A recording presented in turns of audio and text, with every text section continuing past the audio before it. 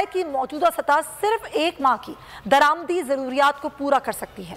इत्तेहादी हुकूमत अपने बड़े बड़े दावों के बावजूद बरामदात बढ़ाने में भी नाकाम हो चुकी है। इदारा शुमारियात के आदाद-ओ-शुमार ये कहते हैं कि नवंबर में सालाना बुनियाद पर बरामदात 18.34% कम हो चुकी हैं। जुलाई से नवंबर बरामदात 11 अरब 93 करोड़ 20 लाख डॉलर रिकॉर्ड की गई, जबकि गुज़िश्ता बरस इसी अरसे में बरामदात का हुजम जो था वो 12 अरब 36 करोड़ 20 लाख रुपए डॉलर था। और माहिर मौशियात डॉक्टर हफीज पाशा के मुताबिक ऐसा लगता है कि मुल्की तरसीलात ज़र का रुख हवाला की जानिब मोड़ दिया गया है, क्योंकि नवंबर 2022 में तरसीलात ज़र में 16% तक कमी वाक़ हो गई है। अगर ये सिलसिला जारी रहता है या इससे भी ज़्यादा खराबी की तरफ जाता है तो 2022-23 के आखिर में तरसीलात ज़र में 3.5 से 4 अरब डॉलर की मजीद कमी भी हो सकती है।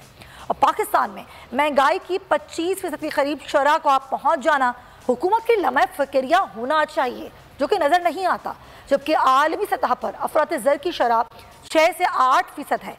नतीजतन रुपये का हकीकी मौसर शरह मुबादला इंडेक्स जो कि जून में 94 था, वो अक्टूबर तक 6% से ज़ायद बढ़कर अब 100 से भी ऊपर चला गया है। नाज़रीन, इस वक्त पाकिस्तान में सोने की कीमत भी तारीख की बुलंद तरीन सतह पर पहुंच गई है।